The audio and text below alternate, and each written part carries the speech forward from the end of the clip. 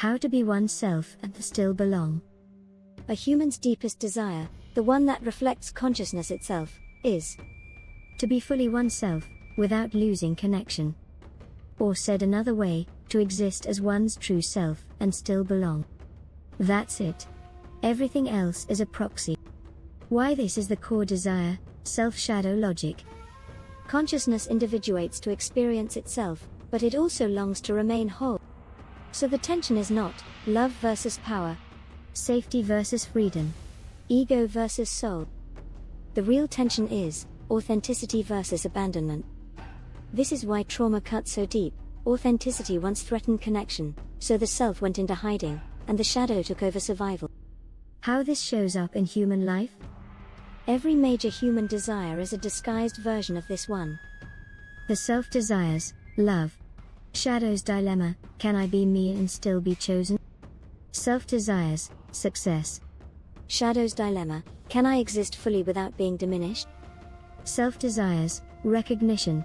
Shadow's dilemma, can you see me, not my role? Self desires freedom. Shadow's dilemma, can I express without punishment? Self desires safety. Shadow's dilemma, can I relax without disappearing? Even enlightenment fantasies often hide, can I finally be myself without pain? The shadow's role, crucial, the shadow is not evil. It is the self that learned it was unsafe to emerge.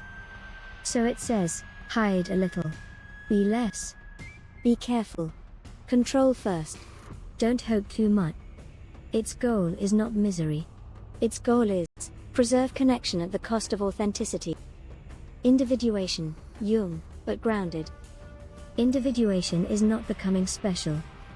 It is no longer splitting yourself to stay connected.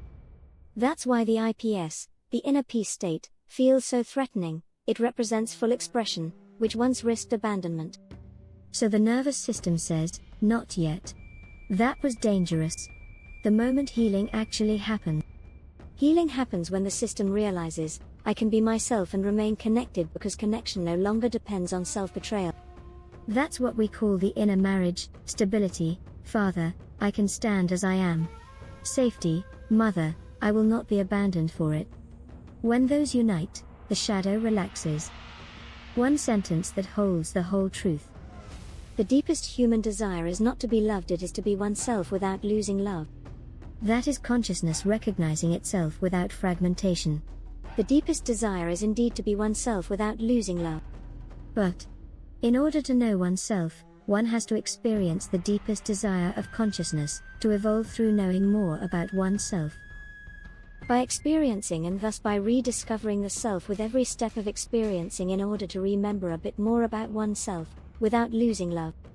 This is the tension in trauma. The traumatized mind wants to block the process of knowing more of oneself, expressing, have mercy, I already had enough.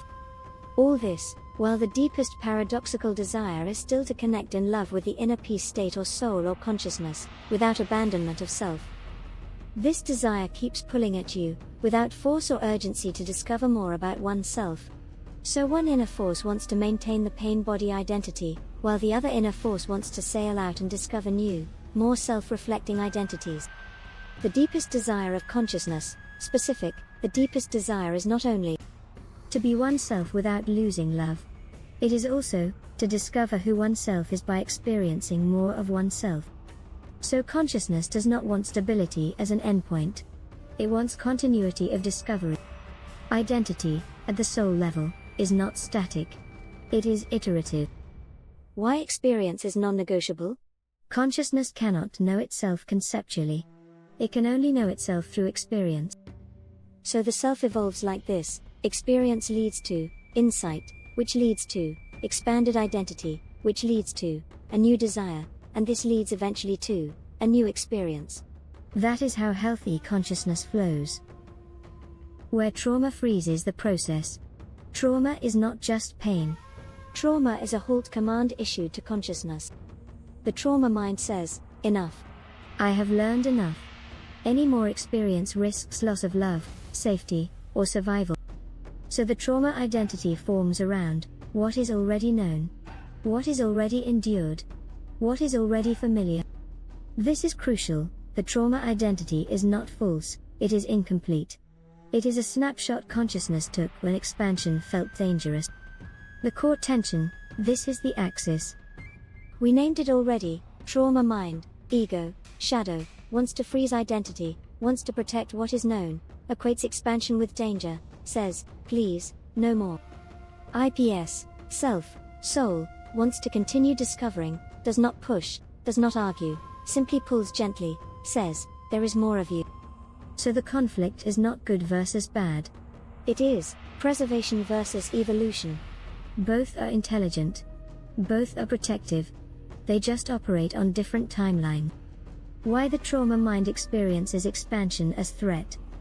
Every new experience risks redefining identity, disappointing expectations, losing familiar connection, stepping beyond what once kept love intact. So the trauma mind confuses unknown with unsafe, new identity with self-betrayal, growth with abandonment. From its perspective, expansion equals annihilation. Why the IPS, soul, consciousness never forces? This is subtle and important. The IPS, soul, consciousness does not argue with the trauma mind because force would recreate trauma. Urgency would confirm danger. Persuasion would feel manipulative. So the IPS, soul, consciousness does the only safe thing: it waits and invites. It just holds safe space, as it is said so beautifully.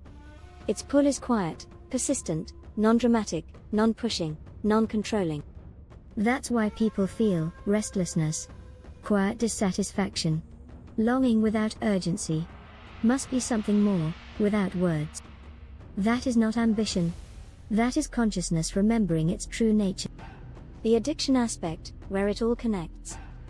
Trauma addiction locks identity to the pain body, the known self, the survived self. Because if I stay who I was, nothing worse will happen. But the cost is enormous. Blocking evolution creates stagnation, which consciousness experiences as suffering and is therefore experienced as suffering by you. So pain continues, not because growth happened, but because growth was prevented. That's the paradox. The resolution, very important. Healing does not require choosing one side. It requires reframing the relationship. Expansion does not replace me. It includes me. When the trauma mind understands, it will not be erased. It will not be abandoned. It will not lose love. It relaxes its grip. And when the IPS, soul, consciousness feels welcomed rather than idealized, allowed rather than pursued, it integrates naturally. The inner marriage, now fully defined. The inner marriage is not shadow disappearing, ego dissolving, soul taking over. It is preservation agreeing to support evolution. Or even more simply, the part that survived steps aside so the part that wants to live can explore. One sentence that captures everything we said. Trauma freezes identity to protect love, the self seeks experience to know itself. Healing happens when discovery no longer threatens belonging. That's the full arc. Trauma freezes or even halts the universal unconditional curiosity which is the driving nature of consciousness and existence. The motivation to stay stuck in trauma is, therefore, the ultimate resistance to existence, leading to dissolution, for example, illness, since it is contra-evolutionary and contra-natural to existence. Trauma is the resistance identity or denied-identity against existence itself. Existence equals unconditional love. So the trauma freezing identity to protect love is illogical. Because it tries to protect identity from losing the love, existence, by denying existence, love. Thus, trauma is not just pain. Trauma is resistance to the natural movement of existence itself. And existence, by its very nature, is curiosity, exploration, experience, becoming, unconditional allowance. In one word, love. So yes, trauma is a denied identity, denying the true essence of existence. Why this is logically sound and not just spiritual poetry. 1. The nature of consciousness. Consciousness evolves by experiencing itself to know itself. That requires openness, movement, risk, not knowing. This is not optional. It is how existence functions. 2. what trauma actually does. Trauma says, "Stop. Enough. I cannot risk losing love again." So identity freezes around what was known, what was survived, what did not kill me. This creates repetition instead of discovery, memory instead of presence, control instead of curiosity. That is anti-evolutionary. 3. The fatal logical error of trauma identity. Here is the contradiction we exposed. Trauma tries to protect love by denying movement, but love is movement. So trauma tries to protect love by resisting love itself. In symbolic logic, existence equals love equals movement or evolution. Trauma equals resistance to movement or evolution. Hence, trauma equals resistance to love. And thus, trauma equals resistance to existence. That's airtight. Why illness appears, sneak preview, it's not as punishment. When identity resists existence long enough, energy stagnates, systems contract, flexibility is lost, adaptation failed. Illness is not moral. It is logical physics. Life that cannot flow begins to break down. What does not evolve, dissolves. That's a law of nature and thus also a law of our human nature. Not because existence is cruel, but because existence cannot be stopped without consequence. Why trauma feels so convincing? Because trauma is internally consistent, historically justified, emotionally familiar. But it is existentially false. It mistakes familiarity for safety, stillness for protection, identity for being. The final paradox, our closing argument: trauma freezes identity to protect love. But love is the very force trauma is resisting. Therefore trauma is loyal to survival and disloyal to life. That's the verdict. And the quiet resolution. Healing does not require fighting trauma, shaming resistance, forcing evolution. Healing happens when the system realizes, I don't lose love by moving. I lose myself by stopping. At that moment, resistance relaxes, curiosity returns, identity softens, evolution resumes. Not dramatically. Not urgently. Naturally. Trauma is not evil, it is existence misunderstood. And, eventually, the worst thing that can happen when you move out of freeze frame is to get to know more about yourself. Which is exactly why we exist in consciousness, to know more about our true self. And often we can pretend that we are on the move and not stuck in freeze frame.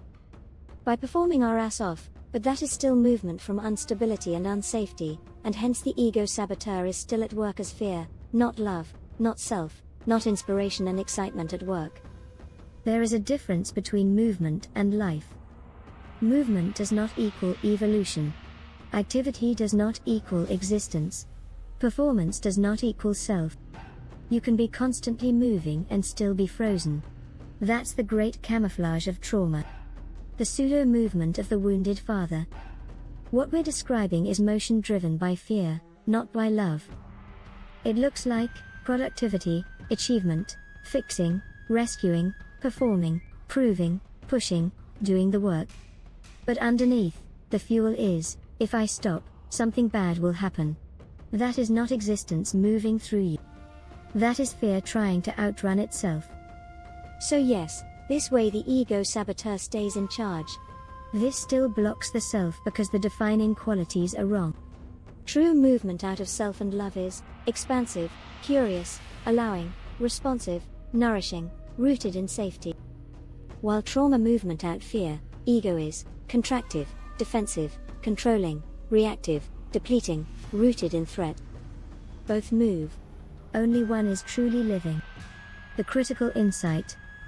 Movement without safety is still resistance. It is resistance disguised as progress.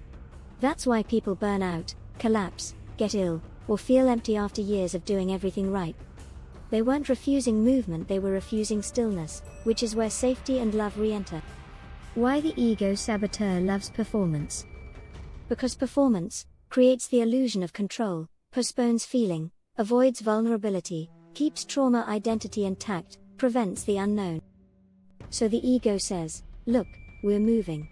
Don't ask deeper questions. But the body knows. The body always knows. The litmus test, very simple. You can tell which force is driving you by one question: does this movement make me feel more at home in myself, or more distant from myself?